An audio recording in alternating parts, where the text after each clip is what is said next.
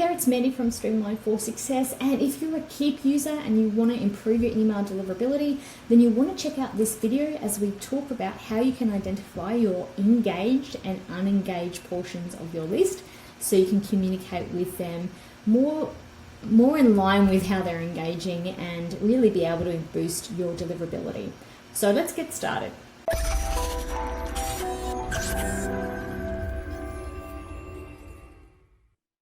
Hey there, it's Mandy from Streamline for Success, and as mentioned, we're going to be covering off the Keap users today in this video on how you can identify in a report your engaged versus unengaged group of your list so that you can make sure you can communicate to them more effectively in the end to improve your deliverability. So let's have a look here on the left hand side. You want to scroll down to the option called Reports. And there are a bunch of reports in here, but the one in particular that you want to pay attention to and open is your email engagement tracker report. Now this pulls together all of any contact that you have an email recorded on their contact record. So this number may not match up to your entire database, and that's okay because you may have contacts in there that don't have an email address. And also, if you have a contact in there that has multiple email addresses recorded on their contact record, now I don't think we do, but let me just show you what I mean. They will appear more than once, right? So you can see here, this is the primary email, and let's have a look here at this person. Details, I've only got the one email address there. So if they've got like, other custom fields that you're tracking other email addresses, then they potentially will appear here too. So I want to really highlight that this video is designed for the 99% of you who only are storing one email address.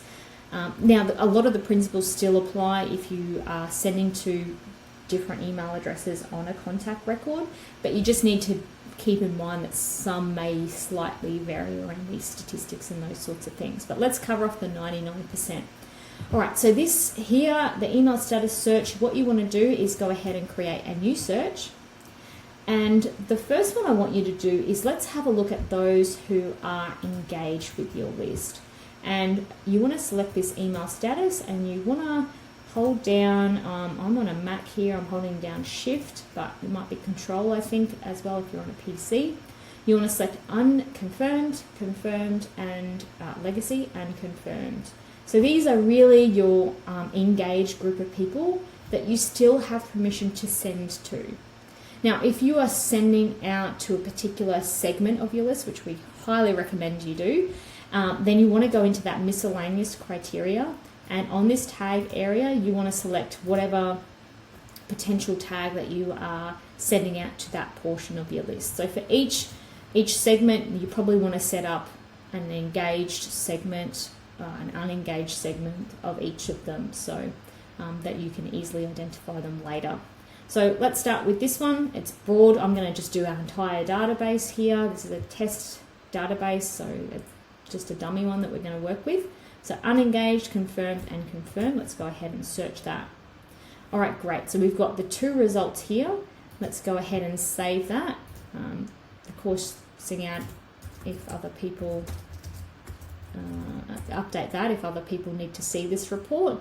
And I'm going to call it something that's really relevant. Give it a specific name that's going to help you in a couple of months' time when you've forgotten why you've set this up. But this is our broadcast list, and this is the engaged portion of our broadcast list. So I'm really happy with that. And I'm going to go ahead and save it. And by saving it means that you don't have to set up that save search every single time that you actually want to have a look at that portion of your list. So if you did have a segment in there, you may want to put broadcast-segment-engaged. However you do it, just have some naming methodologies in place. It'll just make life easier months or years down the track. Right, so we've got this group of people. Let's go ahead and do a new search and let's have a look at our unengaged people. So let's look at the email status, unengaged. If we did set a criteria there with a tag to reflect a segment, then make sure you update that in the miscellaneous criteria. And then let's go ahead and search. So from here, we've got a bunch of results, and let's go ahead and save that. We want everyone to see it. Broadcast unengaged is what I'm going to call it. Let's go ahead and save. So it definitely does make your life easier having them saved. Now, a couple of things on this. Now, this is dynamic. So as people opt in and get added to your list, as they click on emails, open emails, the numbers here, the results that appear will change over time.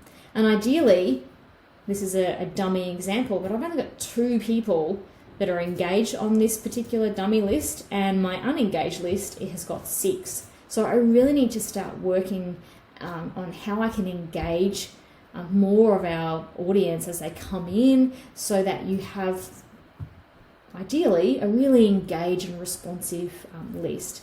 Now, because this is dynamic, what I would strongly recommend you do is export this information and take a snapshot of this particular point in time.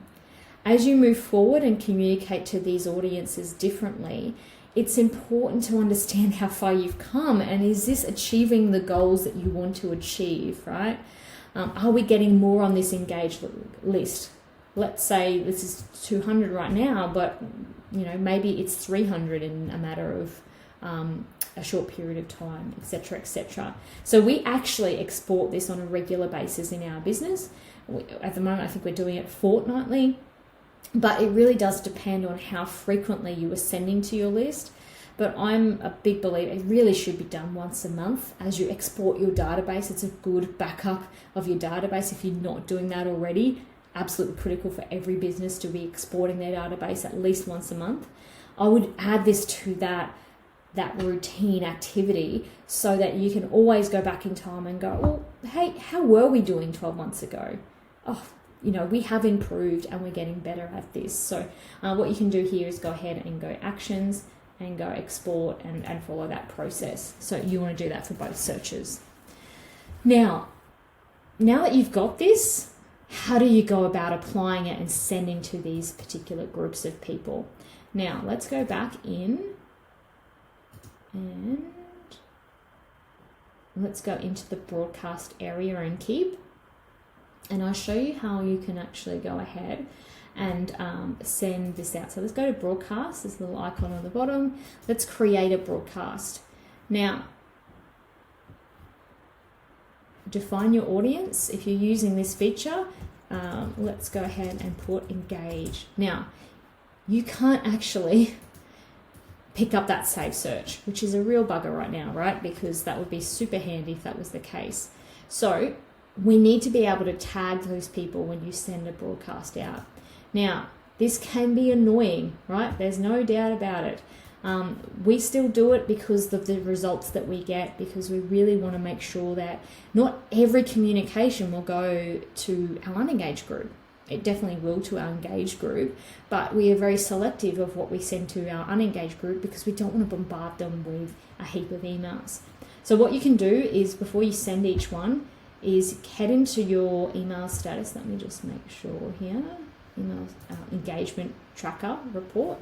And then let's go ahead and find this group here and select that group. Go ahead and apply or remove a tag. And I want to create a new tag.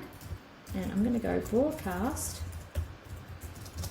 Yeah. Or however you want to do this is fine, but I recommend this so that you can just quickly see in chronological order what's happening here. I'd put the topic and then I'd put the audience, like if they're engaged or not, and I put that in our nurture category, and I go ahead and create that there. So let's go ahead and save. So next time when I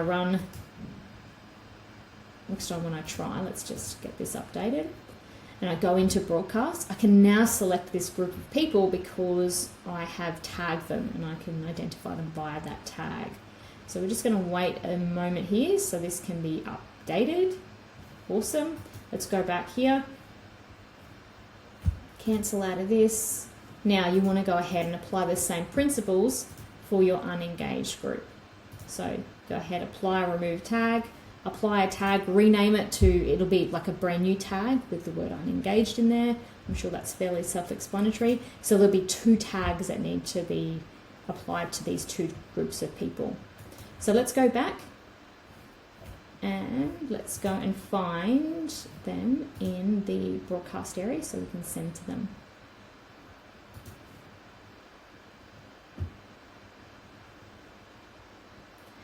Sorry, it's taking its time. Let's go into broadcasts. I want to create a new one. We'd have all that, define your audience. So, broadcast. There we go. And we've only got the one there created.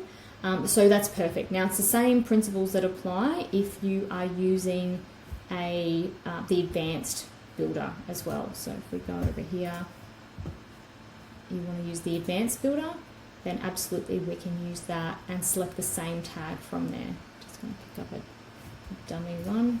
Perfect.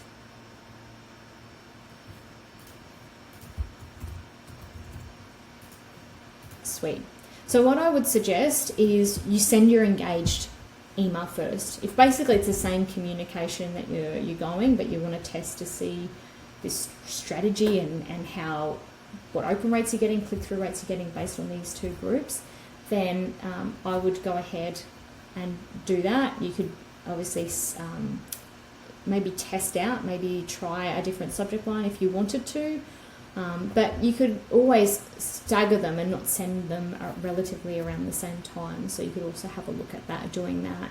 But really, you want to make sure that you do one send and another send just to split it out, just so that you can really get some stats on how effective this has been and is it actually getting the overall result that we're looking for of more engagement and more emails delivered. And ultimately, we all know that will hopefully lead to more sales for you as well. So go ahead, do that, set it all up. You save as a template before you send the first one, so that just makes life easier when you don't have to recreate the email again if you're going to make only a couple of tweaks, or if you're only just going to send it to a different portion of your list that are unengaged. So that's really it. I know it's a brief overview of how to do this, but hopefully it's enough instructions for you to go ahead and set up those saved searches so you can easily identify who are your engaged people, who are your unengaged people. Take a snapshot today whilst you're watching this video to make sure that you're actually getting clear about where you're at right now, so that when you go and constantly update this on bi-weekly, fortnightly or monthly basis, quarterly basis, however frequently you're going to do it, you can monitor and make sure you're actually improving your engaged portion of your list and it's growing. But also start to really think about your strategy here. How are you going to communicate differently to these groups of people? Your engaged group, you probably want to send them a bit more. Your unengaged group, okay, so really be intentional with what you're sending to them. And it might be worthwhile putting a re-engagement campaign in place to call them out and say, hey, do you still want to get our stuff? And it's okay if you don't. If not, blah, blah, blah. Now, we've got a whole re-engagement campaign that we help clients with that you can easily put into your app and customize that for your particular business. So there's definitely some things in place there. All right, so that's it. If you have any questions or need further information or support, the engaged versus unengaged is just one element of deliverability. There's so many other things that impact it, but really wanted to give you some practical steps today on how you can start doing this particular strategy. But there are certainly some really other important things that you need to have a look at. So if you need any further assistance, please feel free, reach out to us. No doubt there's some further information with this video for you to get more support. All right, thanks so much. Mandy Brasser here from Streamline for Success, and I look forward to speaking with you soon.